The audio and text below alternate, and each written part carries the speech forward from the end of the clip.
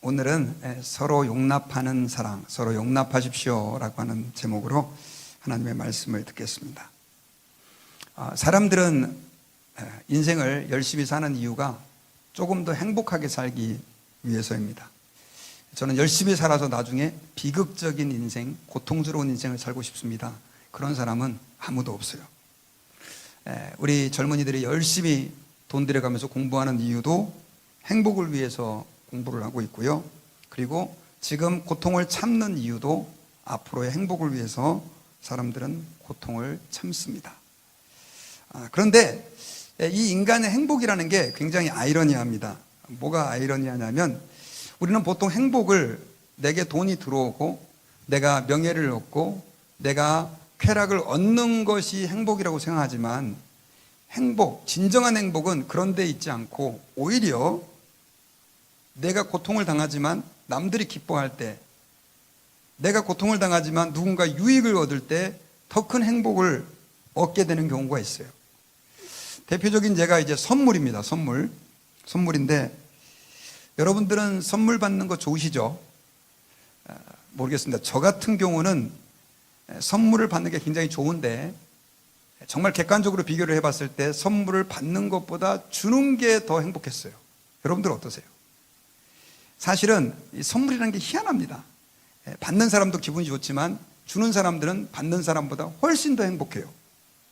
그래서 그 사람은 자기의 시간을 드리고 또 돈을 드리지만 거기에서 받는 사람보다 더 큰 행복을 느끼는 거예요. 그리고 또 요즘에 이 젊은이들 사이에서 애를 이제 안 낳으려고 하는 사람들이 많이 있지 않습니까? 사실 애 키우는 게 쉬운 일은 아니죠. 그래서 한국의 출산율이 계속해서 떨어지고 있는데 그들은 이런 생각들을 하는 분들이 많이 계세요. 뭐 귀찮게 필요 있냐? 우리끼리 즐겁게 잘 살자 하면서 행복하게 사는 분들이 많이 있습니다. 그런데 저는 애를 안 낳아서 살아보지는 않았습니다. 애가 셋인데 아이를 이렇게 키운 과정을 돌아보니까 이놈의 자식들을 왜 낳아서 이 고생을 해야 되나 라고 하는 생각이 들 때도 있지만 그러나 그 힘들었던 과정이 돌아보니까 그 과정 속에서 아이들을 통해서 또 하나님이 주셨던 위로, 기쁨들이 굉장히 큰 것을 지금 제가 돌아볼 수 있어요. 그러니까 애를 안 낳는 것이 즐거움입니다. 이 말은 저는 맞다고 생각하지 않는 거죠. 힘들게 아이를 양육하지만 그 힘든 과정을 통해서 주님이 주시는 위로와 기쁨, 또 그 아이를 통해 얻는 기쁨이 엄청나게 크다라고 하는 것입니다. 그리스도인들의 기쁨도 이거하고 비슷합니다. 우리는 신앙생활하면서 하나님으로부터 많이 받아요. 오늘 와서 찬양을 통해서 은혜를 받고 말씀을 통해서 은혜를 받고 또 성도들의 사랑을 통해서 기쁨을 얻고 신앙생활 참 신난다, 즐겁다.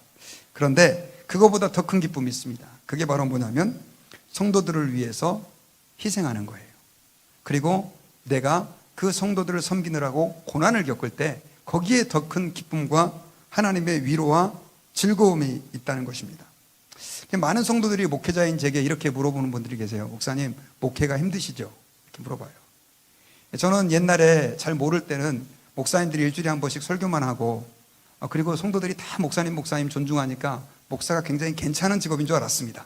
그런데 막상 목회를 해보니까 성도들을 위해서 기도하고 그들을 돌보고 그들의 문제와 아픔을 같이 끌어안아야 되고 또 이렇게 매주 말씀을 증거하고 해야 한다는 게 책임도 크고 실제적으로 너무 힘든 거예요.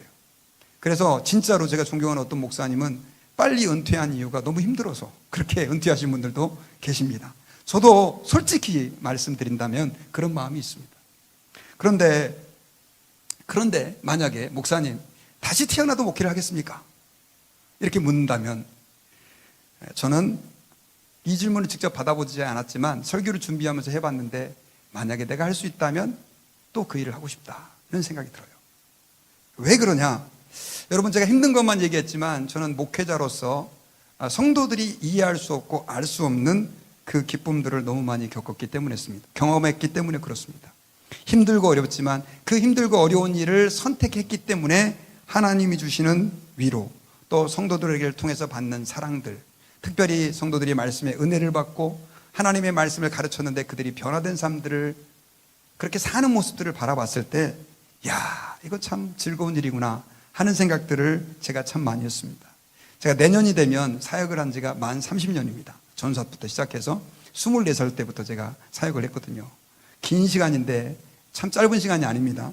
그런데 그 시간 동안 이렇게 돌아보면 힘든 일은 별로 생각 안 나고, 그때 하나님의 말씀 때문에 변화되고 하나님께 헌신하며 주님을 만나는 기쁨으로 즐거워했던 그 성도들이 기억이 나면서 참 보람됐다 라고 하는 생각들이 제 삶 속에 이렇게 막 사무치듯이 여운으로 남아 있습니다.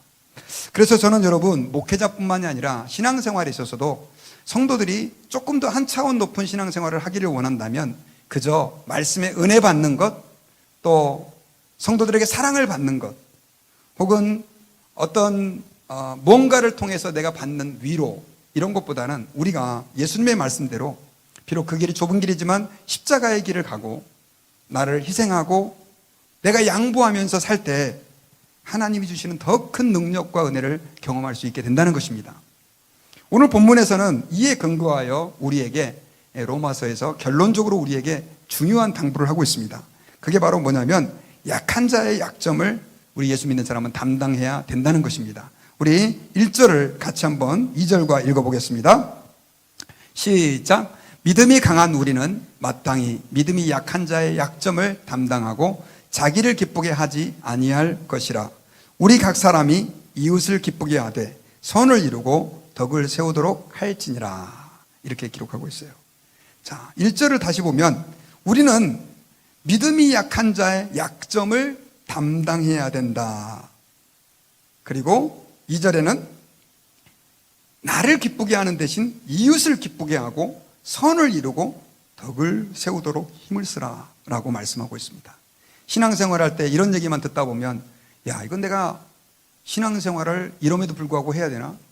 뭐 언제는 은혜를 주신다고 구원받는다고 신앙생활하면 쉼을 얻는다고 그랬는데 이것도 부담스러운 일 아닌가? 라고 하는 생각이 들 수 있을지 모르겠지만, 그러나 여러분 아까 제가 서두에 말씀드린 것처럼 이 말씀을 우리의 삶에 받아들이고 순종하면요, 거기에서 한 차원 더 높은 기쁨과 위로와 평강이 우리 가운데 임하게 되는 줄을 믿으시기 바랍니다. 이 로마서에 나오는 로마 교회는요, 사실 우상의 제물 문제 가지고 굉장히 심각한 갈등이 있었습니다. 우상의 제물을 보통 시장에다 내다 상인들이 팔게 됐는데 이거를 먹어도 된다는 교인이 있었고 먹어서는 안 된다는 교인이 있었습니다. 그런데 사도 바울은 이거 먹어도 되고 안 먹어도 된다, 이건 중요한 문제가 아니다 라고 얘기를 했음에도 불구하고 이 로마 교회는 어떻게 우상에게 바쳐진 제물을 먹냐, 안 된다. 옛날에 우리가 제사 음식 절대 먹으면 안 된다 이렇게 가르치는 교회가 있었잖아요. 그런 것처럼 그렇게 주장하는 성도들이 있었고요.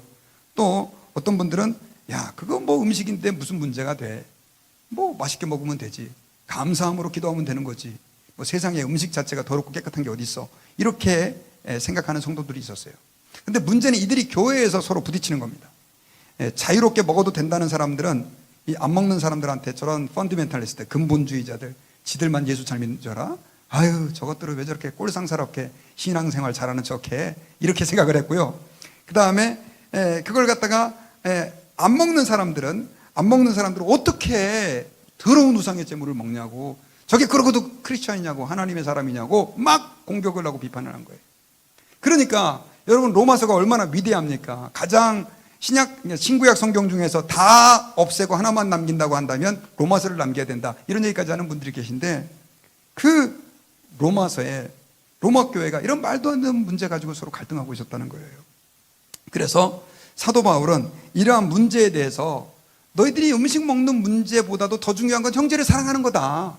그래서 이제 지난주에 제가 형제 사랑하는 것이 얼마나 소중한지를 말씀드렸죠.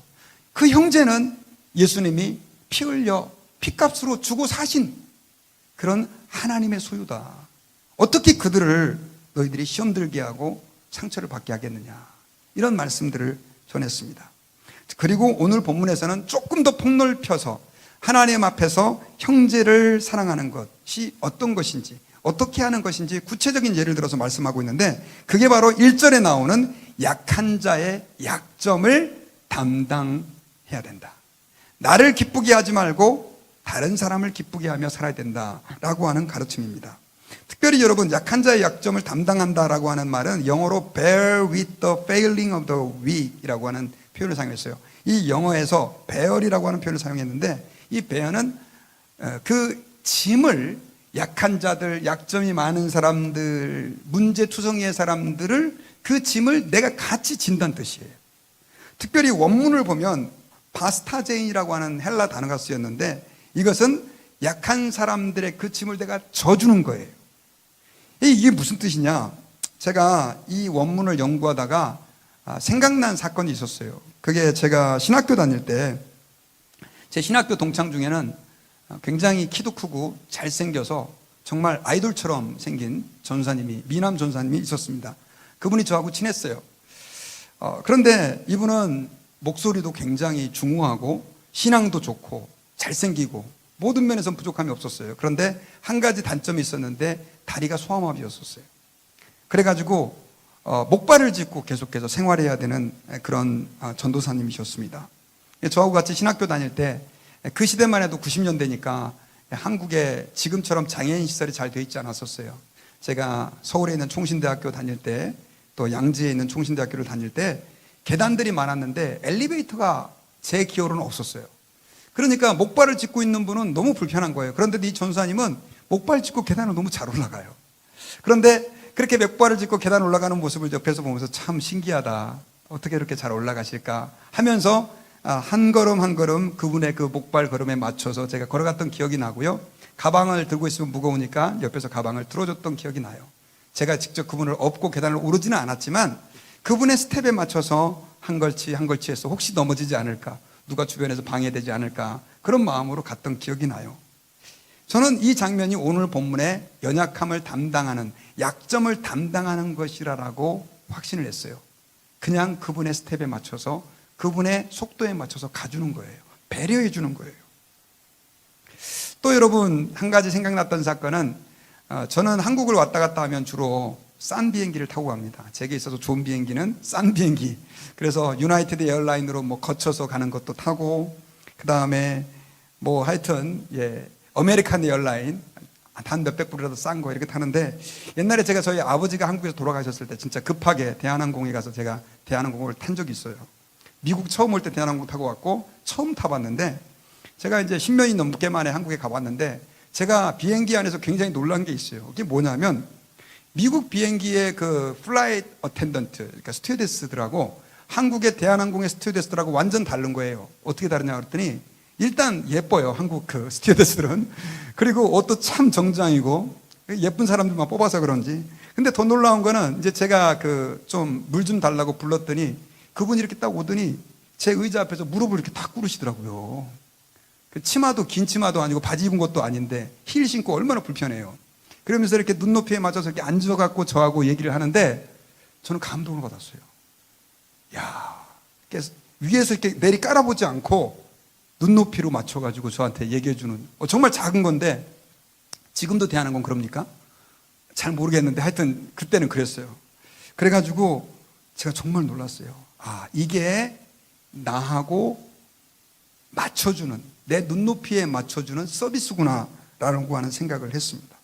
여러분, 연약한 자의 약점을 감당한다, 이거 쉽지 않은 거예요. 그런데 이것을 오늘날 우리가 삶에서 적용한다고 한다면, 나보다 약한 사람들, 나보다 부족한 사람들의 눈높이에, 그들의 삶에 나의 속도와 나의 방향을 맞출 수 있도록 애를 쓰는 태도가 바로 그런 태도다라고 하는 것입니다.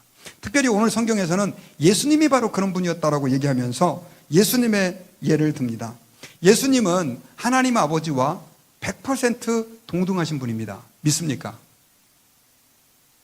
이럴 때는 우리가 크게 아멘을 한번 해야 될 것 같아요. 예수님은 하나님 아버지와 100% 동등하신 분입니다. 하나님은 100인데 예수님은 97이다. 이단입니다. 하나님 아버지와 예수님은 동등하세요. 능력, 파워, 권세, 사랑, 힘, 지식, 하나도 아버지에게 떨어질 게 없으세요. 동등하신 분이신데, 그분을 성자 하나님이라고 부르지 않습니까? 예수님을. 그 예수님이 사람이 되어서, 그 성자 하나님께서, 그 로고스이신 말씀 되신 그 예수께서 사람이 돼 갖고 오셨어요. 왜 오셨습니까? 우리를 사랑하셔서 우리의 죄를 대속하시기 위해서 그분은 자신의 그 높은 권위를 다 포기하시고 그 전능하심과 영광을 다 내려놓고 우리 인간의 몸을 입으심으로 사람이 되셨던 것입니다. 사람이 되셨는데 그냥 사람이 어정쩡하게 되신 게 아니라 완전히 100% 인간과 똑같은 분이 되셨어요. 아멘을 여기서도 좀 한번 해볼까요? 이 말은 우리가 받는 모든 유혹을 예수님은 다 받으셨고 우리의 마음의 방황, 혼란들까지도 예수님은 다 공격을 받으셨어요. 그러나 히브리서에 보니까 그분은 죄가 없으시다 이렇게 표현을 하고 계시죠. 어쨌든 예수님은 그렇게 하심으로 우리의 구원자가 되셨습니다. 특별히 로마서 오늘 15장 8절에서는 이 사실을 조금 더 구체적으로 9절에서 8절에서 이렇게 얘기를 하고 있어요.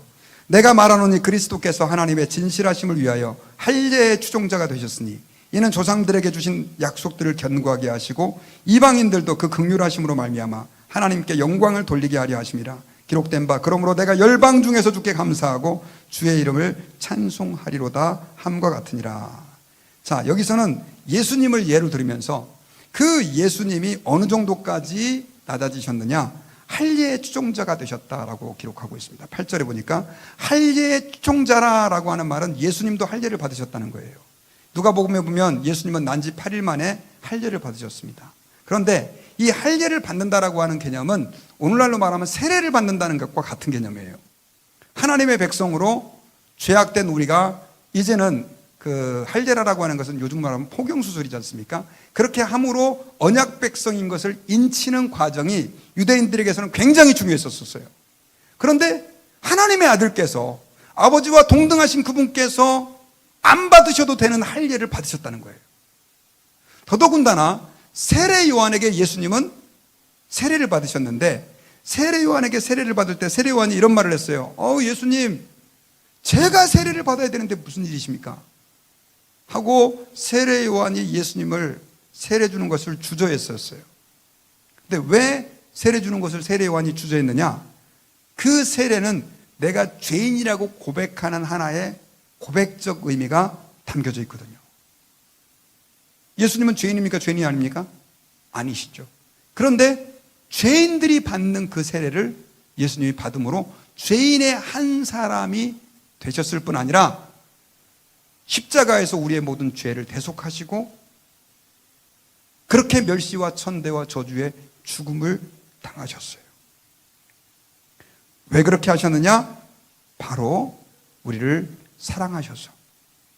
아까 그 스튜어디스가 무릎을 꿇고 우리의 눈높이에 맞추는 것, 그 1000배 이상, 10,000배 이상의 낮아지심으로 우리의 연약함을 짊어지셨어요. 이사야서 53장에서는 그가 찔림은 우리의 허물을 인하며 그가 상함은 우리의 죄악을 인함이라 라고 말씀하면서 예수님이 우리의 연약함을 담당하신 하나님의 어린 양인 것을 말씀해 주셨습니다. 그러므로 예수님이 그렇게 하셨으니까 우리는 예수님을 누구라고 부릅니까? 주님, Lord 라고 부르잖아요. 주인님이라고 부르지 않습니까? 예수님이 나의 주인이라고 한다면 그 주인님께서 가신 길을 당연히 우리들은 따라가야 하는 것이 너무 당연하다라고 이야기를 하고 있는 것입니다. 그리고 오늘 성경에서는요, 우리가 약한 자들을 품어야 될 더 중요한 한 가지의 이유를 말씀하고 있어요. 그게 바로 뭐냐면 1절에, 자, 한 번만 더 우리 1절을 읽어보십시다. 시작. 믿음이 강한 우리는 마땅히 믿음이 약한 자의 약점을 담당하고. 자, 여기서 우리를 지칭하면서 뭐라고 지칭하고 있냐면 믿음이 강한 우리라고 돼 있죠. 믿음이 강한 우리. 믿음이 강한 우리는 누굴 얘기하는 겁니까? 사도 바울, 그리고 로마 교회 성도들을 얘기하는 거예요. 근데 로마 교회 성도들이 믿음이 강했습니까? 여러분 어떻게 생각하세요? 별 볼 일이 없으니까는 맨날 우상의 점을 갖고 싸우고 복음에 확신이 없어갖고 왔다리 갔다리 하니까 로마서에서 그 예수 그리스도의 복음과 선택, 예정에 대해서 하나님의 무조건적인 사랑에 대해서 얘기를 하고 있는 거예요. 그런데 사도 바울은 그럼에도 불구하고 그들이 믿음이 강하다라고 간주하고 있어요. 이 말은 이것입니다. 그냥 믿음이 강한 너희라고 인사말로 한 것이 아니라 실제로 그들은 하나님의 관점에서 봤을 때는, 사람의 관점에서 봤을 때는 시원찮아 보일지 모르겠지만 믿음이 강한 사람들로 여겨질 수 있기 때문에 그렇다는 거예요. 왜 그러냐? 제가 지난주에 청년과 하나 함께 얘기를 하다가 그 청년한테 굉장히 놀라운 소식을 하나 들었습니다. 아직 믿은 지 얼마 안 된, 아직도 믿음이 좀 견고하지 않은 그런 청년이었는데, 목사님, 제가 놀라운 걸 한 가지 깨달았습니다. 그래, 뭘 깨달았냐? 굉장히 제가 기뻐서 물어봤어요. 그랬더니 저는 모든 사람이 죄인이라는 것과 제가 죄인이라는 걸 깨달았습니다. 여러분들도 지금 하나도 감동이 안 오시죠? 아니, 뭐 그게 대단한 깨달음이야. 근데 여러분, 복음의 가장 출발은 뭐냐면 내가 죄인이라는 것과 내 힘대로는 절대로 그 죄에서 벗어날 수 없다는 것, 그리고 모든 사람이 죄 안에서 이제는 하나님의 심판과 진노, 멸망을 받을 수밖에 없는 상태에 있었다는 것을 아는 것입니다. 이걸 아는 게 왜 중요하냐면, 이걸 모르면 예수님의 하나님의 아들이요 너를 위하여 십자가에서 죽었어요, 뭐 아무리 얘기를 해도 내가 죄인이라는 생각을 하지 않으면 그 예수 그리스도의 복음을 받아들이지 않기 때문에 그런 거예요. 그러니까 내가 죄인이라고 하는 사실 한 가지만 알아도 이건 대단한 거예요. 그런데 여러분, 하나를 더 알잖아요. 그거 다 아시죠? 혹시 모르신 분 계시면 저를 좀 찾아오십시오. 다 아시죠? 예, 아시잖아요. 근데 여러분들은 그러한 우리가 구원받을 수 있는 길은 오직 예수님 한 분밖에 없다는 것도 아시잖아요. 세상 사람들은 이걸 몰라요. 그래서 노세 노세 젊어서 노세, 생 한 번뿐인 거 뭐까짓 거 되는 대로 살지, 이런 사람들이 많고, 한 번뿐인 인생, 돈이 최고야, 쾌락이 최고야 하면서 그렇게 인생을 허비하는 사람들이 너무 많아요. 그런 관점에서 보면 여러분들은요, 엄청나게 강한 지식을 가지고 계시는 거예요. 복음을 가지고 계시는 거예요. 믿습니까? 우리 옆에 있는 분들에게 당신은 강한 분입니다, 이렇게 한번 격려의 인사 한번 해주십시다. 강한 분이에요. 근데 오늘 보니까 강한 너희들은 이제는 약한 자들을 어떻게 해요? 그 약점을 담당해야 된다고 얘기를 하고 있는 거예요. 특별히 여러분, 성경을 많이 알고 하나님을 많이 안다는 사람들은요, 그 강한 거에다가 더 플러스 강하신 거예요. 이런 사람들일수록 더 약자들을 불쌍히 여기고 그들을 도와줘야 된다는 사실을 여러분 믿으시기를 바랍니다. 이건 물질의 영역에서도 똑같아요. 여러분, 그 유대인들은요, 부자가 되는 걸 별로 좋아하지 않는답니다. 들어보셨어요? 요즘 그 베스트셀러 1등부터 10등까지가 거의 다 돈에 대한 책입니다.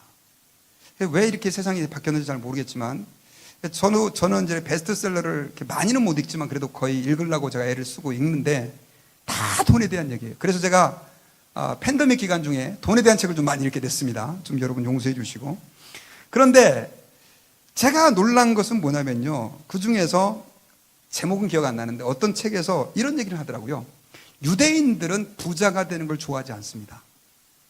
지금 뭐 한국 사람들이고 미국 사람들이고 다 부자가 되고 싶어서 난리를 지금 하고 있는데, 이 사람들은 부자가 되기를 싫어합니다. 왜냐하면 그들은 부자가 되면 부자에게는 하나님이 책임을 요구한다고 믿기 때문입니다 라고 얘기하는 거예요. 무슨 말이냐? 부자가 되면 그 부자는 그 돈을 가지고 어려운 사람을 도와줘야 될 책임이 있고 하나님을 섬겨야 될 책임이 있다고 믿는 거예요. 그러니까 내가 부자인데 그렇게 살지 않았다면 하나님은 그 사람에게 너 부자인데 왜 책임을 감수하지 않았어? 라고 책망하신다는 거예요. 마치 달란트를 줬는데 왜 너는 달란트를 가지고 남기지 않았어? 라고 말하는 것처럼 부자들에게 그렇게 요구한다는 거예요. 여러분들 가운데 돈이 많으신 분들은 조금 잘 새겨서 들으시기를 바랍니다. 자, 남들보다 내가 더 많이 가지고 있다. 이것은 어려운 사람을 남들보다 더 도와야 될 책임이 뭐예요? 있다는 것이죠. 지식도 마찬가지입니다. 공부를 많이 하신 분들 계시죠? 명문대 나오시고 또 나는 남들보다 엄청 똑똑해 하시는 분들, 그런 분들은요, 그 지식을 가지고 나를 잘난 척하는 일에 쓰는 게 아니라, 난 이렇게 똑똑한 사람이에요, 나 깔보지 마세요, 나 이런 사람이에요, 내가 어느 학교 나왔는지 아세요? 내가요 이래봬도요 박사예요, 박사, 이런 말 하지 말고 그 지식을 가지고 잘 모르는 사람들, 연약한 사람들 도와야 될 책임이 있다는 거예요. 우리 여기 영어 잘하는 분들 계시죠? 아휴, 저는 30년 살아도 영어가 잘 안 되는데, 우리 젊은이들 영어 잘하는 사람 많잖아요. 하나를 더 많이 아는 거예요, 굉장히 중요한 거를. 그런 분들은 그걸 가지고 영어를 잘 못하는 사람을 도와줘야 될 뭐가 있다? 청년들 영어 잘하시죠? 뭐가 있다? 책임이 있다, 책임이. 강한 자들은 약한 자들을 돌봐줘야 될 책임이 있는 거예요. 그리고 그것이 아름다운 거예요. 내 지식을 가지고 나를 높이는 데 사용하거나 하나님이 주신 부를 가지고 내 명예를 높이는 일에 사용한다고 할 때 이건 정말 유치한 겁니다. 여러분, 요즘에 한국에 조금 철이 지났지만 범죄도시라고 하는 영화, 범죄도시 뜰인가요? 그 영화가 뜨고 있습니다. 저도 그거 봤어요. 처음에는 제가 범죄도시 2를 봤는데 너무 폭력적이고 욕도 많이 나와가지고 안 보려고 그랬어요. 은혜가 안 돼가지고. 그랬더니 이번에는 좀 연령이 낮추고 말도 순화됐다 그래가지고 또 제가 많이 보는 그 영화는 보려고 해요. 그래야 사람들이 어떤 생각을 하는지 아니까. 그래서 봤어요. 근데 아유 재밌더라고요.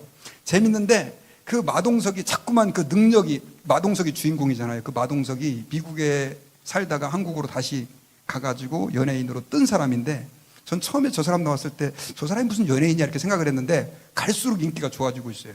그 사람은 이 뭐라 그러죠 이거? 팔꿈치? 아니, 한국말도 생각이 안 나요. 팔뚝, 예.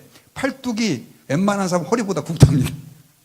그래서 영화에도 보면 막 그냥 수십 명의 적들을 그냥 주먹 한 방으로 딱 때려 눕히고, 특별히 연약한 사람들이 막 그 나쁜 놈들한테 당하고 있으면 야, 너 일로 와 해가지고 탁 쳐버리면 그냥 다 날라가 떨어져 버리고, 얼마나 통쾌하고 재밌고 시원한지 몰라요. 그런데 한번 생각해 보세요. 그 사람이 자기의 그 힘을 나를 위해 쓴다. 멋있겠습니까? 아니죠. 여러분, 강한 자들이 약자들을 위해서, 더 가진 사람들이 없는 사람을 위해서, 많이 배운 사람이 못 배운 사람을 위해서 그들의 약점을 감당하고 그들의 편이 되어줄 때 그 사람이 진짜 아름다운 거예요. 특별히 여러분, 하나님은 나는 고아와 과부들의 아버지다라고 표현을 했어요. 약자들이에요. 이사야 42장 3절에서는 하나님은 상한 갈대를 꺾지 아니하시고 꺼져가는 등불을 끄지 아니하시는 하나님으로 말씀하고 있어요. 여러분, 하나님은 정말 약한 자들 앞에서 약하신 분이라는 거예요. 그러나 오늘날 성도들은 그렇지 않은 것 같아요. 교회에서 신앙생활 오래 한 사람이 장땡이에요.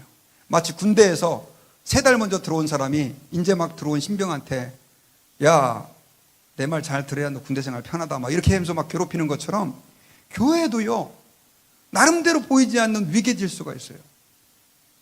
특별히 우리 교회는 안 그러지만 어떤 교회 가면요 그 위계 질서를 뚫고 들어갈 수가 없어요. 제일 대장이 막 장로님이고 20, 30년 다닌 권사님이고, 그러다 보니까 청년들, 젊은 사람들이 맨날 교회에서 혼나야 되고, 저는 그것은 건강한 교회의 모습이 아니라고 생각합니다. 건강한 교회의 모습은요, 신앙생활 오래 한 사람들이 이제 막 새신자, 초신자들의 발을 씻기고 그들의 눈높이로 맞춰주고, 마치 스튜어데스가 그 별 볼 일 없는 그 한 사람의 승객을 위해서 힐을 신었지만 무릎을 꿇고 그분의 눈높이로 맞춰주는 것처럼 배려하는 거예요. 여러분, 그런 교회가 정말 멋있는 교회 아닙니까? 저는 우리 교회가 그런 교회가 되었으면 좋겠습니다. 그래서 여러분, 우리 성도들은 기억해야 돼요. 만약에 내가 가진 오랜 신앙의 경험을 가지고 내 명예를 높이거나 내 위신을 세운 일에 사용하고 있다고 한다면 그 사람은 아까 마동석이 그 힘을 자기를 위해 쓰는 것과 똑같다는 거죠. 오히려 약한 자들을 긍휼히 여기시고 그들의 약점을 담당하시는 하나님과 반대되는 길을 가고 있는 것이다 라고 하는 사실을 여러분 기억하시기를 바랍니다. 그러므로 저는 부탁드립니다. 우리 연세가 드시고 신앙생활 오래 하신 분들, 이 젊은이들을 바라보다 보면 답답하죠. 아유, 저놈들은 왜 저래? 그러면서 늘 하는 얘기가 있잖아요. 야, 나 때는 이렇게 신앙생활 안 했는데 니네 이렇게 하면 되겠냐? 그래가지고 요즘 젊은이들이 만들어낸 말이 있잖아요. 라떼. 라떼는. 저도 모르는 사이에 라떼는 우리 애들한테 이런 말 할 때가 참 많아요. 그런데 여러분, 우리 때하고 비교하지 않아야 됩니다. 사는 세상이 달라요. 사는 세상이. 그들의 문화를 이해하기 위해 노력을 하고, 그들이 뭘 좋아하고, 또 그들이 뭘 싫어하고, 그들에게 필요한 것이 무엇인지 우리 기성세대들은 고민을 해야 되는 거예요. 왜 젊은 사람들이 교회에 안 오느냐? 이렇게 한탄만 하고 있으면 안 된다니까요.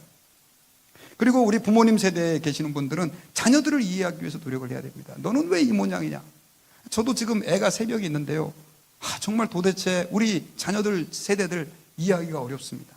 그런데 그들은 또 똑같이 얘기해요. 우리 부모님들을 이해할 수가 없다고. 세대 차이고 문화 차이죠.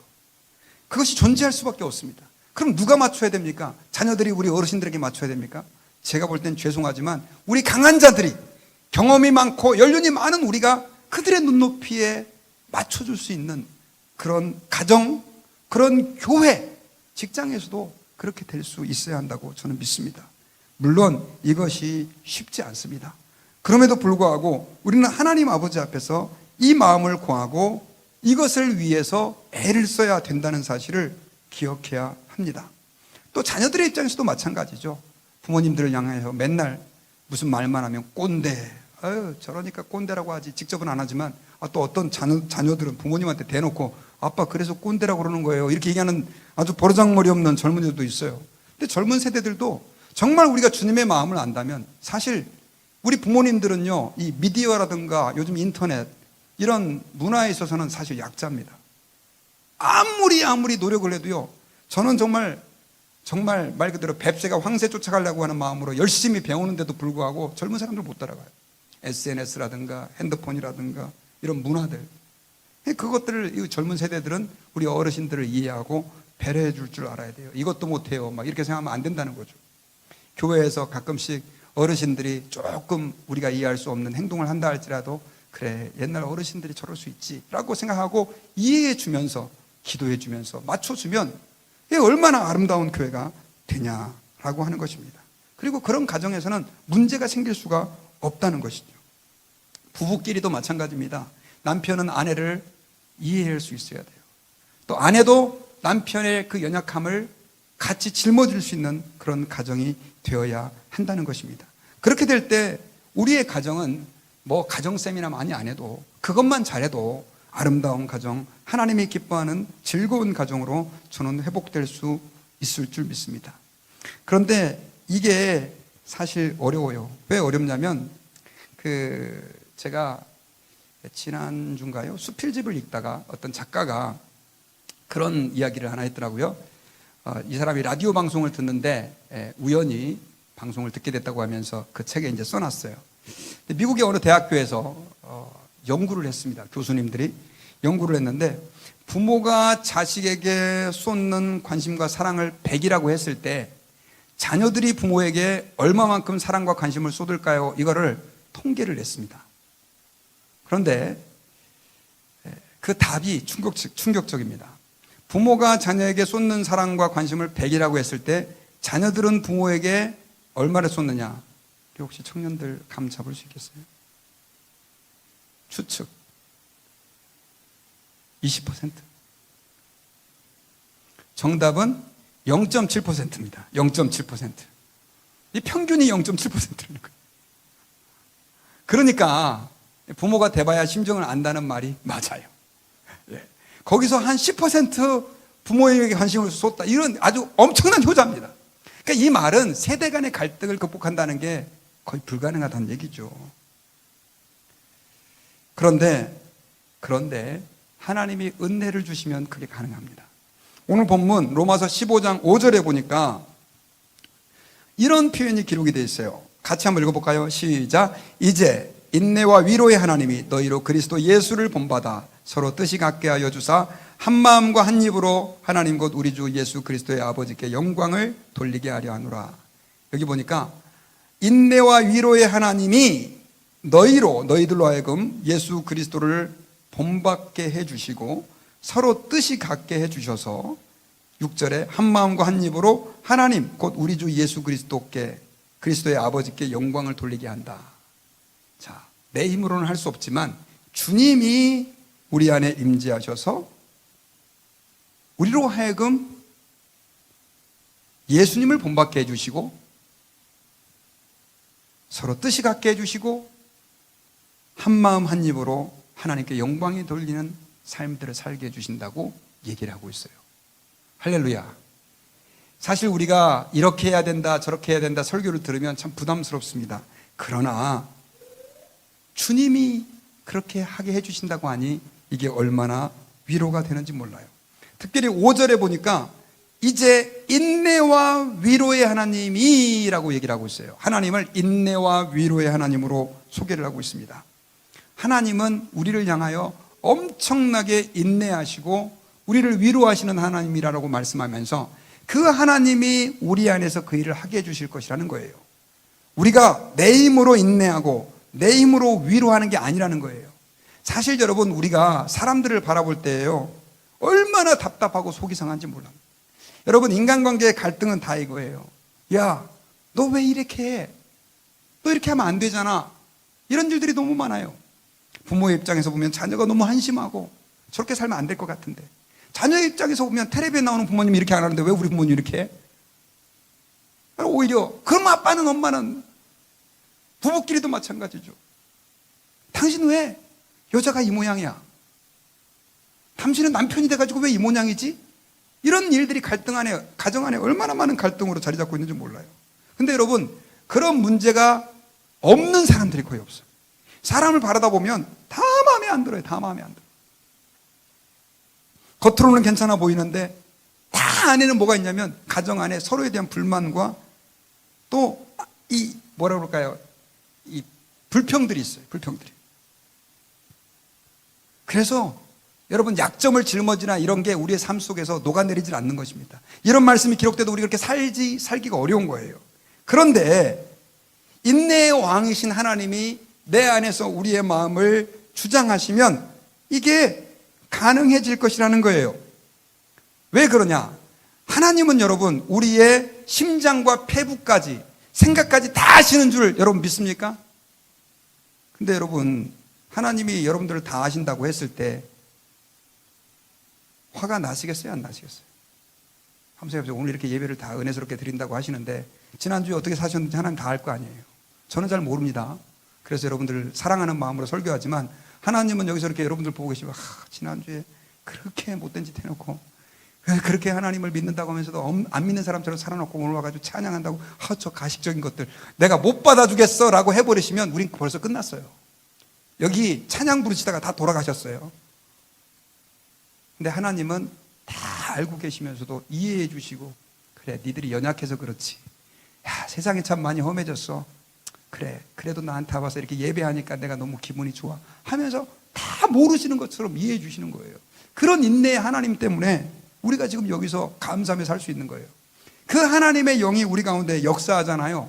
그 하나님의 능력이 우리 가운데 임하잖아요. 그럼 우리도 그렇게 살 수 있는 힘이 생기는 거예요. 믿습니까? 제가 이 얘기만 하고 말씀 마치려고 그래요. 그 부인에게 엄청나게 불만이 많았던 남편이 있습니다. 자기는 열심히 일하고 집에 들어왔는데 밥도 안 해주고 돌아오자마자 잔소리하고 집안일 도와달라 그러고, 또 자기가 보니까 집안은 그냥 뭐 하루 종일 얼마나 청소를 안 했는지 막 더럽고 막 여기저기 물건 다 날려있고, 그렇다고 또 애들을 잘 교육시키는 것 같지도 않고, 그래가지고 엄청 이 여자하고 살아야 되나 말아야 되나. 그런데 여자는 또 오히려 자기에게 더 잔소리를 하니까 정말 힘들게 가정생활을 하고 있었습니다. 그래서 늘 싸울 때가 많았었어요. 그런데 어느 날 이제 교회에서 우리 교회처럼 강사 목사님 모시고 부흥 집회를 하게 됐는데 정말 오랜만에 이 남편이 참석을 하게 됐습니다. 그동안 직장일로 참석 못하다가, 근데 거기서 은혜를 많이 받게 된 거예요. 말씀에도 은혜를 받았지만 하나님께 찬양하고 기도하는 가운데 정말 오랜만에 하나님의 영광을 바라보고 사모하며 기도하는 시간들을 갖게 됐어요.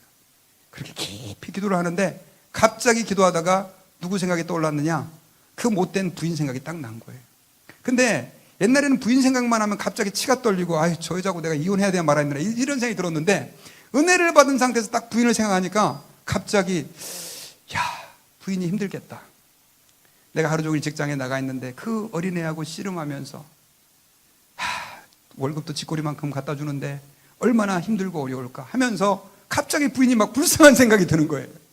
그러면서 하나님 앞에, 하나님, 내가 그럼에도 불구하고 이렇게 부인한테 못 되겠습니다 라고 하는 생각을 가지면서 회개하고 눈물을 흘리고, 그 다음 스토리는 여러분 안 봐도 아시겠죠.